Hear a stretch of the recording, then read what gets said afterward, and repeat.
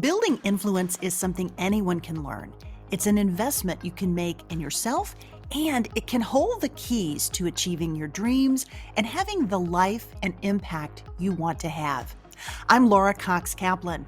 I've learned a lot over 3 decades about building and sustaining influence and how using it effectively can make a big difference in your life and career. Here on She Said podcast, we're digging into the different dimensions that help us build and sustain influence. If you thought being an influencer was just for social media, think again. Whether you're starting a business, raising money for a cause, negotiating a promotion, running your household, or trying to connect with those who don't share your views, understanding and using the different dimensions of influence will increase your chances of success, whatever your goals may be. Listening to She Said podcast is a smart, efficient investment you can make in you. I'm really glad you're here, and I'm excited we're on this journey together. Hey friend, welcome to this bonus episode of She Said podcast. As I work on a new season of the podcast, I have been taking a break from recording over the past few weeks, and I'm sharing a few repackaged past episodes, just a few that really resonated with listeners and that generated so much great feedback. Today, friend, I have to apologize for my voice. As you can probably hear, I am still recovering from COVID. I'm doing fine, and I'm so appreciative of all of your notes and messages on social media, but I am having a bit of trouble getting my voice to fully return, so hopefully that will happen soon. But before I tested positive, I had been thinking a lot about today's topic, which is confidence, and the importance of putting confidence in perspective as we get ready to say goodbye to summer and really buckle up for the ramp up that occurs for most of us in the fall. Folks are going back to school, summer vacation, which I hope you had a chance to take advantage of, is behind us for the most part, and it's time to really begin to focus on what's next. So what does it really mean to be confident? We know confidence when we see it, but what does it really mean? What makes one person seemingly more confident than another? And can that confidence waver from day to day? Is a person who is confident one day always confident? I've been thinking a lot about this topic, as I said, and what makes someone more confident than someone else. And after reflecting on literally hundreds of conversations on this podcast in which this topic has inevitably come up, there are a few things that I have found that are present for those among us who really are supremely confident most of the time. Topping the list, the ability to reframe or recategorize self-doubt and fear. Having that ability to understand what self-doubt is and how to use it in ways that propels you forward. Self-esteem. Confident people generally feel good about themselves, and they have a process for putting the pieces back together after a major gut punch or failure. Let's face it, it happens to all of us at one point or another. They also get fuel from doing, from trying and actually learning from each iteration. And they do that in a way where they don't get discouraged, but instead they're looking for, how can I make this process better by doing it over and over again? Confident people also invest in themselves, and they do that in ways that make them feel better and ultimately that improves their confidence. They invest in learning and preparation. They invest in their health and wellness. They invest in grooming practices that make them feel good. Everything from clothing that makes them feel more confident to a good haircut and a manicure. Honestly, I have yet to not feel a little better and certainly more confident about myself after taking part in such investments. I don't know about you.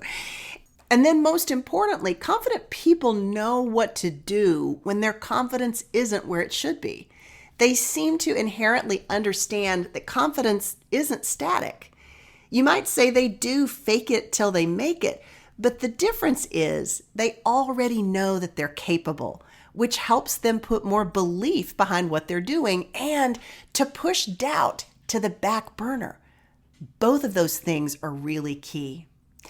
Confidence is also key to building and sustaining influence. Understanding it can make a big difference in our ability to make choices that ultimately help us continue to build this capacity.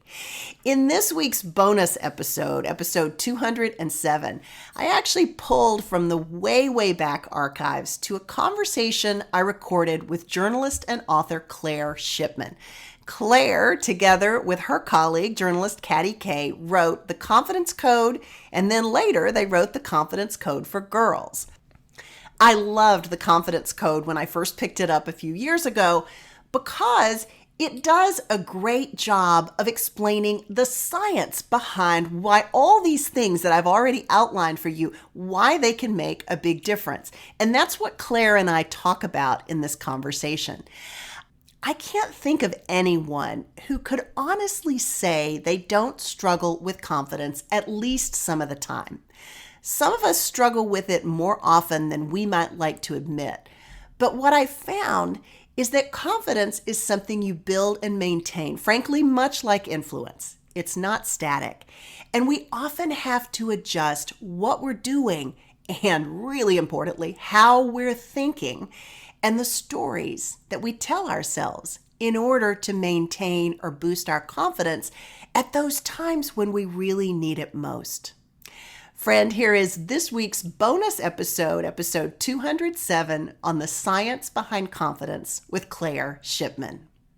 Claire, welcome to She Said, She Said. Thank you for having me. I'm thrilled. We are so delighted to have you, and I am a big fan of both the Confidence Code and the Confidence Code for Girls, but really the Confidence Code, and have used it in leadership seminars and a course that I teach. I mean, it really is fantastic, and I sort of felt like it broke new ground. Well, that's so flattering. I'm learning to accept compliments. That's part of the Confidence Code. It's hard to do. Thank you. I know. I appreciate You're that. welcome. Yes. You're very welcome. So why the focus on confidence? How did this come about? You know, Katty and I had written a book a few years before the Confidence Code about women and work. And one of the things we were struck by, and really we focused on all this great data that I'm sure you know about, the more women at the top of companies, the more money but we were struck by what we were finding when we would interview a lot of women who looked incredibly successful to us. And they would say things like, I'm about to get a promotion and I'm not sure I'm ready. My bosses want me to do this. I don't think I'm qualified. I'm a fraud. What? Because of course, Katty and I thought, well, we have these thoughts, but we thought we were the only ones who have these thoughts. And we just... And these are really successful people. Really successful people. I mean, people to us who looked like just, there would be no question they were confident. Give me an example. Well, there was a woman who was working as a senior executive at a car company in Detroit, a top manager, a woman in New York who's a fairly senior investment banker. I mean, people who'd achieved kind of the traditional milestones, especially in the corporate world, that always seemed to us hard to achieve. And we just thought we need to do digging and find out, is this anecdotal or is there something really going on here? Is there actually a gap? And when we started digging and we found a lot of the data, that's when we knew, wow, this is really something worth exploring. Mm-hmm. What was the most surprising part of this? Obviously, you knew you had something, but as you began to dig into the data, what surprised you most? A couple of things. I think one, what surprised us was the regularity with which women underestimate themselves. I remember one professor said to us when she wants to give her graduate students some sort of study to conduct just for experience, and she knows what the result will be, she sends them out to give men and women a scientific reasoning test. You ask the women how they've performed. They every time underestimate how they've performed. The men routinely overestimate how they've performed. And this skewing where the women underestimate and the men overestimate, and that's been studied too, this overconfidence on the part of men really struck us, that this was so clear. And I think the other thing that struck us was the notion that we found with the studies of one professor at Berkeley, Cameron Anderson, that in many cases, confidence is as important as competence in terms of success in the workplace. And that kind of shocked us at first, and we sort of thought it was horrible because women, we're all about being competent. But then we started to understand that it's a skill. Confidence can be viewed as a skill, and we just thought it was important for women to understand that. Another question about the differences between men and women and the way that this information is sort of interpreted. How much of it is how we process versus there really being a difference in terms of how confident we are? I mean, we got heavily into the science for our adult book because there is so much biology now, genetics, neuroscience in terms of, the science of our personalities. So we set out saying, do men have a confidence gene that women don't have, basically, which we didn't think we would find. We did find that a large part of confidence is genetic, which we thought was interesting, slightly frightening. But what we found is that, and there's not a difference in terms of the genetics with men and women, right? So the genes they know affect confidence are evenly distributed in terms of gender. But what we did find is the way our brains function can be quite different. And I think that's, I guess, the one scientist who studies confidence in rats at Cold Spring Harbor was fascinating. And we really tried to drill down into this with him. And he explained, so it's not that men look at risks and say, that's a crazy risk, I'm going to take it. I just feel, it's literally that the way they're processing that risk is different than the way we are. So what I came to understand is very often women view the world around us and assess the risks around us in a very different way. And that can lead to a feeling of less confidence. Mm-hmm. So I loved reading about you and Caddy Kay, your co-author, yes. Write in the Confidence Code about going through this process of having your own DNA yes. tested. And to be clear, for those who don't know, you're both incredibly successful, accomplished women, very accomplished in journalism. How could you not be confident? And yet, what did you find out? That we're basket cases in terms of genetic confidence. We of course thought, this will be a great gimmick. Let's just get our genes tested. And then we got the results back and we thought, oh no, we failed a test. We're imperfect. But it helped us to realize the other part of confidence that's so incredible, which is that, of course, part of it may be hereditary, but part of it's volitional. Part of it we do create. And we realized that we had created it over the course of our lifetimes. Like, we still lack confidence. We talk about it in the book. I mean, I'm a perfectionist. That can inhibit, confidence. So we both lack confidence still in a lot of ways. And we talk about it in the book. I'm a perfectionist, and that can inhibit confidence. Caddy sometimes confesses to me she thinks she's successful because of her British accent. Just crazy things. It is nice to have a British accent. It does help. Okay, that's fair. It doesn't hurt anything. That's fair. But what we found is when you look at the field of neuroscience and brain plasticity now, and what they're realizing, we really can rewire our brains, even at 30, 40, 50. And when we change our thinking habits, we are in the process of rewiring our brains. So when we're telling you can build more confidence, you can almost literally see that happen. And I think that's what got us through that depressing news about our genetics. Yeah. Well, but even given that those results, it doesn't seem to have held either of you back particularly, right? You're both very successful, accomplished people. So how would you have been different, do you think? Well, I think that's a great question. And so, and it gets to the heart of this issue, which I talked about earlier, which is that, there are all these successful women out there who don't sound confident. So does it matter? I think we would still argue yes, because I think I can look in certain areas of my life and realize I would have done more things. I would have done different things had I not been so focused on being right all the time and being risk averse. I think I might have been a little more creative. I probably would have branched out in different ways. And I think that's one area that where even when women are successful, we don't know how much more successful we might have been or happy with what we're doing. But the other part of it really is, it's just hard to feel a lack of confidence. It's not fun to process things that way. So I think then it has to do with our inner lives and what we're experiencing. And it's just not obviously as fulfilling to experience success when we doubt ourselves all the time. Yeah, absolutely. So let's dig into this notion of brain plasticity. I love the idea of this because it really is about you being in the driver's seat, right? You have control to some degree over how this works. So talk a little bit about what that means and ways that people can sort of make themselves more confident. We were really focused on, all right, what's the formula for confidence? How do we break it down? And as best as we could discover, the formula is simple, but that doesn't mean it's easy. So it really has to do with taking risks, doing some failing, persevering, mastering something ultimately, and it's this cycle. So it's really interesting, actually. One professor explained to us, confidence actually is what turns our thoughts into action. So confidence isn't just, I feel great about myself, right? That's self-esteem. I feel I'm a valid human being. I should be here. Confidence is, I'm thinking about doing something, and then that's the stuff that lets us actually then go do it, which involves a little bit of a risk, right? So confidence greases the wheels, as it were. But it's a virtuous circle. So doing creates more confidence. So once you get going, you're building up a stockpile. So risk-taking and action, those things can be really hard for all of us. I think for a lot of women, risk-taking will look different for everybody. We talk to a lot of women for whom, of course, speaking up in meetings is a big risk.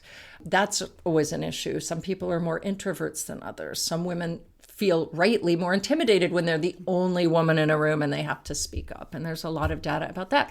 Some women just have trouble. We talk to successful women who are senior executives. One partner at a law firm said, I just have trouble making decisions every day because I think every decision needs to be 100% perfect. And then I refuse to make them. And then I have 100 people waiting for me.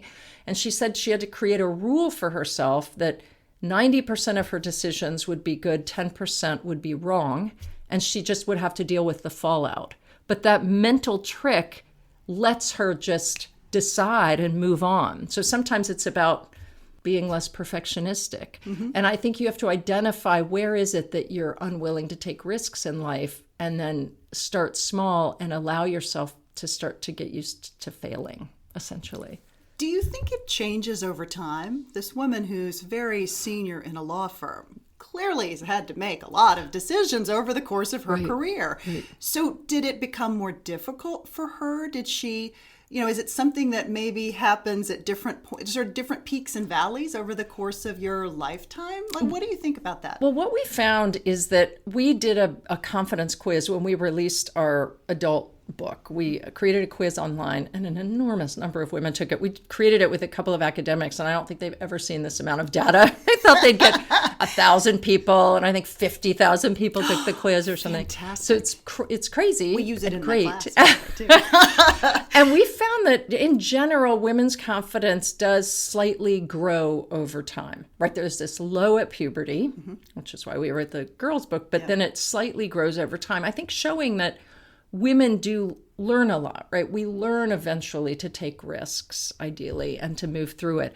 But there is also situational confidence. And I think for a lot of women, there are periods in their lives when they have troughs. For a lot of women, it might be taking time out of the workplace, trying to get back in, where you just don't feel, that you've had that practice again. And a lot of it really does come down to just the experiencing over and over and the willingness to put yourself out there.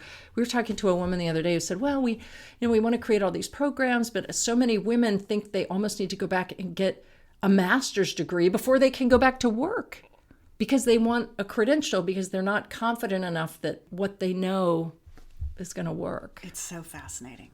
Okay, let's pivot and talk about the confidence code for girls. As you thought about this, so you're the mother of 2 children. You have a son who's older and a daughter who's younger. How much did your experience with your daughter enter into your desire to write about confidence for younger girls? It's funny. It really was not the driving force, although I've learned so much from it. I think we were thinking, what do we want to do next? Because the book did really well, and we thought about other things for adult women, but we really got fixated on this notion that confidence drops pretty severely for girls at puberty. And why that is, and just for example, I mean, girls tend to drop out of competitive sports at 6 times the rate boys do. And competitive sports is one of the few things that's been shown to clearly give people a boost in their careers. Other things would too, but competitive sports is just a kind of a no-brainer. Yeah. So it was just like, what if we could get in there at that moment and help girls understand the power of risk-taking and failure, and help them avoid the trap of perfectionism. And I was seeing some of that with my daughter, but oddly, she's a real tomboy. And so for a while, I thought, oh, I'm immune to this because she's a tomboy. Well, boy, was I wrong. I mean, she's a tomboy, but she has all of the perfectionism. She has all, and this all started pouring out as I was writing the book. It's like, oh my gosh, I'm not going to do debate. I'm no good at it. I have no idea how to do it. It's just this. And I would look at my son and I'd be like, yeah, Mom, I got it. I'm fine. And literally at one point he said to me, it was the 3rd or 4th test in middle school that he'd gotten back where he's like, I did so well. He get it back, B-, C+. Or something. He's like, I've noticed that I tend to think I'm always going to do better than I do.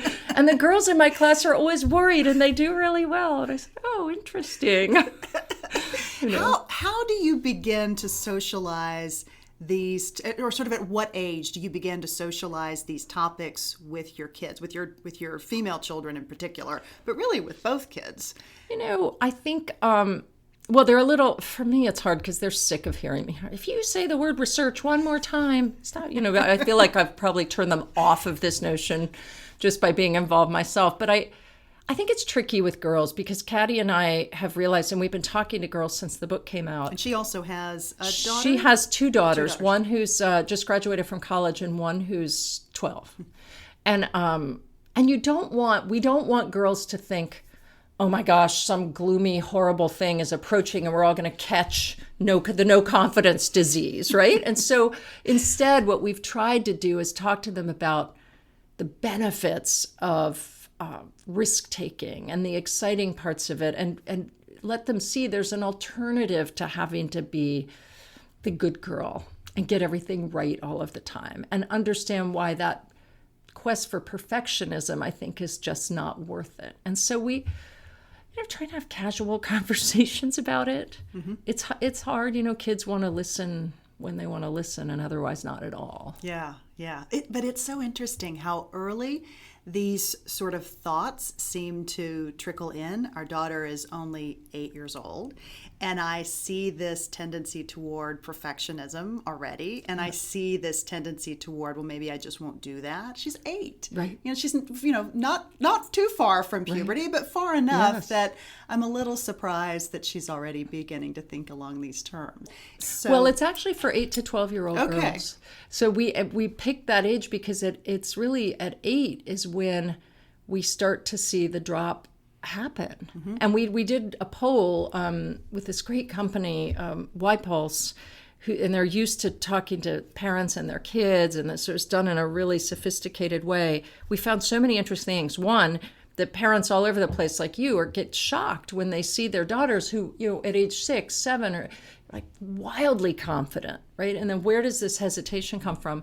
Also, interestingly, that dads are better at spotting a lack of confidence in their daughters often than moms. Wow. And we think, and the pollster thinks it's because it's even stranger for dads to see. They don't recognize that, right? Women, we often recognize those feelings and we think, oh yeah, that does seem risky. And so we're not viewing the behavior often as odd. Mm-hmm. It's so normal to us. Yes, it's normal. And we kind of think, oh, that's not great. But we also understand it because we went through it. And so dads, I think, can be a real asset in this if they can get engaged on it and kind of just challenge your daughters to do things that are outside of their comfort zone. And the failure has to be just, who cares? Yeah. Let's talk about how you retooled the confidence code to turn it into the confidence code for girls, because it's, the content is there, but it's structured differently. You've got quizzes. So talk a little bit about how you structured the book and How difficult was that? It was harder than we thought. I mean, I think our publisher thought, oh, wow, just boom, turn it around. And of course, we thought, being slightly perfectionistic, said, well, no, we want the girls to actually like this book, right? We don't want to just sell it to the parents. We want girls to not be bored stiff. So we worked with some cognitive behavioral therapists. We actually worked with a writer who's written for tweens before too, to find, just help us with the voice. But what we realized is what really engages kids at this age is quizzes, scenarios. Here's the scenario where so-and-so and the sleepover happens and, which is the confident choice. And so we have a lot of those sorts of things and less expository. Let us tell you about confidence, kids, and here's what you should know. And so we tried that. It's illustrated. We have graphic novel panels because we think those are a great way to lay out scenarios for girls too. And then we have stories of real girls who have done confident things, but not girls like Malala, who are awesome, but just out of reach for all, my 13-year-old. It's like, yeah, well, am I really going to do that? But we have, girls who are trying to box in a headscarf or who campaign to have free tampons in a girl's locker room, or just things that are accessible and that help them see what they might be able to do. Yeah. What are the most important takeaways for parents related to raising their daughters and to some extent maybe their sons? So I think I think it's really tricky because I think we live in a culture right now that is so pressurized, and especially as you'll see with your kids, it just, the whole sort of getting good grades, getting into college. So, and we are literally preaching anti-perfectionism. And so that's at odds with everything has to be perfect, everything. And so I think for parents to understand that it's very easy to give into this, get good grades, do everything right all the time, but that for girls especially, it can be just a horrible kind of disease, because they're not figuring out who they are. They're not learning to fail and take risks. And the fact of the matter is, the standards in the workplace are utterly different. So we were just writing a piece about it for The Atlantic, and it feels to me like a big bait and switch, that we have this educational system, parents, teachers, we're all sort of right up through college. It's just do well, do well, do well, do perfectly, please everybody, do everything just right, don't fail. And then you're out in the workplace and guess what? Oh, it's totally different. Take risks, fail, keep going. And girls have internalized all this stuff, and it's not what they need. And boys, of course, try as they might, haven't really internalized it because they just can't do it as well. Mm-hmm. So they've naturally learned along the way to fail and mess up, and they've built confidence. Mm-hmm. I often feel like the terminology should be, you need sort of different words for perfection and failure. Perfection's really a bad thing. Failure's actually really a good thing. Right. And yet the words that you're conditioned to sort of strive for perfection and avoid failure, it's completely the reverse. We thought about that too, because some people said to us, don't use the word failure because it's so negative. It's not failure. I said, I know, but it's a shorthand people understand, because girls, especially at this age, are so prone to the melodrama and the, oh my God, they're so awful. It's a complete fail. And they understand it and the drama of it. And the more they can see that you just recover and you move on. And I think for me as a parent, what's great about it is it's liberating. If you can know as your child is striking out at bat for the 10th time, or bringing home a bad grade, or a fight with a friend, and they move through it, your first instinct is to suffer for them and then fix it. But if you can also tell yourself, oh God, they're learning such an important lesson right now, it helps you get through it too. It's so hard to be a parent. It is it's the so hardest hard thing. to do that. Oh my goodness. It's the hardest thing. It's really hard. Yeah. Now that you have this incredible knowledge and perspective, having studied this topic, how do you think your career might have been different? That's so interesting. I don't, it's hard. It is hard to think back on it and pick out what I might have done differently. I mean, I've always liked telling stories. So I'm happy I ended up in journalism. I think, and I give this example a lot in speeches, that when I think about how do I lack confidence, for years when I was on political talk shows, I was often the only woman on a panel, or say on the George Stephanopoulos show. And I always had this sense that I was talking less than the male panelists. And I went back before our first book came out and I had an intern help me just measure the talk time. And I had on average talked 30% less than the men. No kidding. Largely because I felt I had to only say exactly what was right, what I had prepared for, only answer the question. I wasn't going to answer George's question and then say something else I might want to say, right? That would be presumptuous, right? But the men were just talking all over the place. And, and I realized that was a metaphor for me for what did I hold myself back from? Was it different sorts of pieces, different sorts of reporting? I agonized for a long time, for almost a year, about moving on from the White House beat. Maybe I would have, I think there are a lot of things that I might have pursued that might not have been radically different, but certainly would have made me feel calmer and less anxious all the time. Yeah. With more confidence. As you think big picture about your career, about these 3 actually amazing books that you've written, what impact do you hope all of this will have on others and on the world? I have to try not to just crumple up in a ball and say, what? These little books? It's so hard. I still find it hard when people come up to me and say, your book really helped me. I literally break into a sweat. I'm like, what? Really? What? I'm going to go hide under my covers. You need to just accept this. They really are great hard. books. I guess I like the idea of starting a conversation. So I'm a really not a black and white person, and I love throwing this out there, but understanding there's more to learn. Did we get every single point right in the book? Probably not. Is there more to know, especially about boys? Absolutely. And I think I hope people will start to look at this and think about, I guess, especially in terms of confidence and the way we raise girls, what could we be doing differently on the kind of social, emotional education front?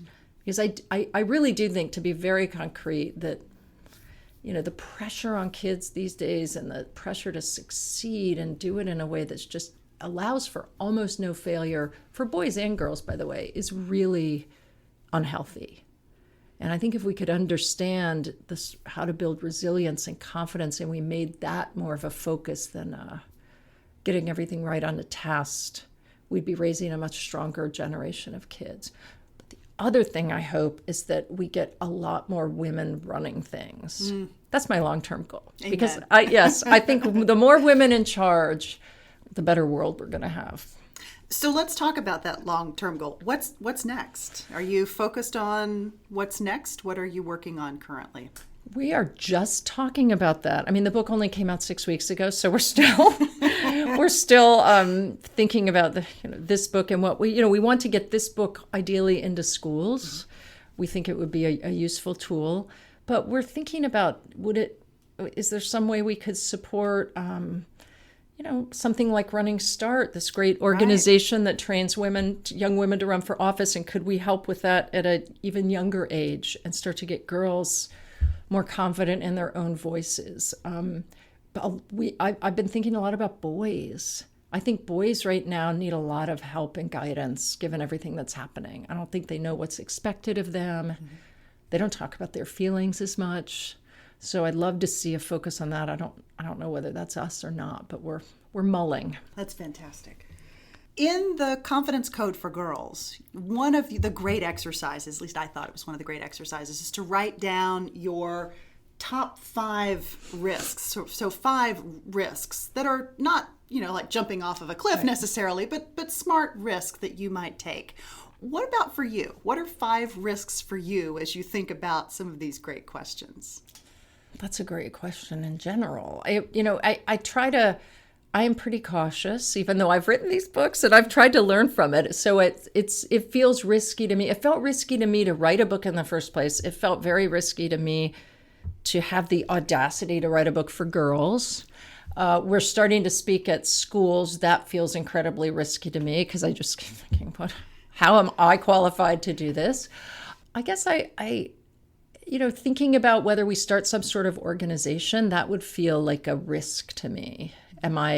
Could I do that? I'm an introvert. And so there's a lot that feels risky to me about starting something and leading it and trying to figure out how to deal with that. So I think that's something I'm trying to wrestle with a little bit. How did your collaboration with Caddy come about in the first place? And what made you good collaborators? Oh, I think, one, it's fun to work with somebody. I feel so lucky we did this together. I don't know that I would have had not just the nerve, but I don't know that I ever would have turned in a manuscript because, of course, I'm also a procrastinator. So we work well together because Caddy is not a procrastinator. So I'd be the one saying, well, but we really need the perfect thesis. And she'd say, okay, I'm done with chapter 1 and I'm moving on to chapter 3. And I'd say, what? Oh my gosh. And then I would feel I had to jump into action. And we just had a great back and forth that way that I think kept things moving forward.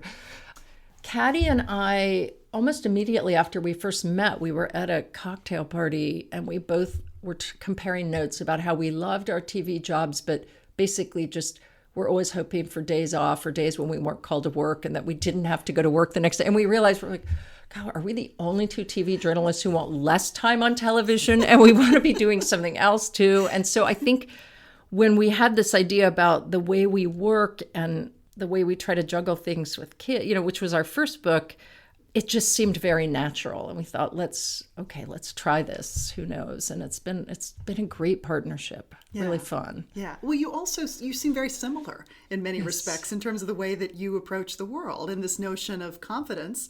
Your DNA results were somewhat similar as well. Yes. That was kind of interesting. That was interesting because I wouldn't have thought that. I assumed Caddy had super confident genes and I thought, I'll be the anxious one. But we both had a really similar profile. And it's just, but temperamentally, I think it helps when you have a partner because number one, it means I'm not obsessing with my husband about stuff, which saves our marriage, which is really useful. And it just keeps you motivated. One thing that I think is so curious is the fact that you have had this successful career. There must have been things that you inherently were doing to boost your confidence that parallels with the research that you found. Have you thought about what it was, even though you felt underconfident? Right. Your DNA says you may not have been the most confident person in the room, but clearly you were putting one foot in front of the other and you continued to move forward. I know, I do think about that. My sister said to me at one point when our second book came out, I can't remember if it was our second or first, and we were talking about rule breaking, something in the book. And I remember she stood up and she made a test and she's like, well, that's you. You've always broken the rules. And I thought, I have? I didn't realize that. And so maybe I do think there's part of me that was driven and that I haven't been worried about convention so much. And so I think that's helped, that I have had a sense I can do things. I think that the reason I think I felt less than confident has to do a lot with this perfectionism and this feeling that I'm always falling short. Mm-hmm. I'm capable, but I could be doing it 100 times better. And so I think that is that's just limiting. I think that the experience of just getting out and doing things and trying them, I have certainly learned confidence doing that. And I also had, in a lot of ways, we didn't grow up with a lot of money. I had to work in high school if I wanted to buy new sweaters or and so some of just the life stuff, when you have those experiences, that does teach you confidence, right? Because you're just being handed these opportunities. Yeah, maybe a little fear of failure, perhaps, too. Yes, yeah, definitely. Anything I've missed? Any big this has been so topics? Great. I think that one thing that is that a lot of people ask about with kids and girls especially is social media. Mm-hmm. And what about confidence and social media? And I would say that we try to approach it in the book in a really realistic way. Social media is not going to go away, but we tried to talk to girls about pitfalls to avoid and also how to use it in a positive way. But I think what parents should understand is that at puberty, in addition to feeling a confidence drop, this sense of often of rumination and overthinking, that's when that kicks in, right at puberty. So imagine these poor girls, they have no idea what's going on in their brains and they're overthinking everything. And what social media does on top of that is just doubles down on that. Fuel. Right. It's just fuel. And one teacher said to us at one point, in the olden days, you'd have a fight with your friend at school, you'd come home, and there'd be a natural break. You could have 8 hours without dealing with it. Not anymore. It's just you can deal with it incessantly. And so we try to give them some tools for knowing when to really get off of it and put it away, but also how you can find positive outlets on social media, because there are great ways for kids to find people like them on social media, to connect with them and say, look, it's a tool, use it well. And I think if parents can support that, it's a better direction. Yeah, that's great advice. We always ask everyone who comes on the podcast for sort of a single piece of advice or a life hack, something that's maybe your mantra or something that you share with other people. You've given us lots of lots of advice already, but is there one single thing that's been your driving force, or that's become your driving force, or something that it's funny. Well, we have a mantra with our book, which is do more, which means risk more, think less, and be authentic. So we have a big part about, look, being yourself is the way you're going to be the most confident. And I like that for shorthand, but I also like something some young girl came up to me and told me about a year ago at a conference. She said, well, when I just think I'm not going to do something, I do what my dad told me, which is I do it afraid. So just do it anyway. Do it afraid. And in other words, don't fake it till you make it. Don't try to pretend you shouldn't be afraid. So a lot of things in life are frightening, but do what I think a lot of men do, which is just, it looks horrible, and I'm going to do it anyway. So I've been using that a lot, whether it comes to sending an email I find frightening, or it's just like, I don't like that, but I'm just going to do it afraid. And so I think recognize the feeling and move on. Yeah. Claire, thank you. Oh, this was pleasure. awesome. Thank Such you, Laura. a pleasure to have you here today. Thank you. It was really fun. Thank you. Friend, thanks so much for joining me for this bonus episode of She Said, She Said podcast. You'll find a full transcript and some great takeaways from this episode in the show notes. And you'll find those things on my website at SheSaidSheSaidPodcast.com. I'd love to know what you do to boost your own confidence, especially in those times when it's taken a real hit. It happens to all of us at one point or another, and so I'd love to know what works for you. I hope you found this week's episode a good investment in you. I'll talk to you again soon, and hopefully by then I will be COVID-free and my voice will be fully back. In the meantime, you take care. She Said, She Said podcast is produced weekly by She Said, She Said Media.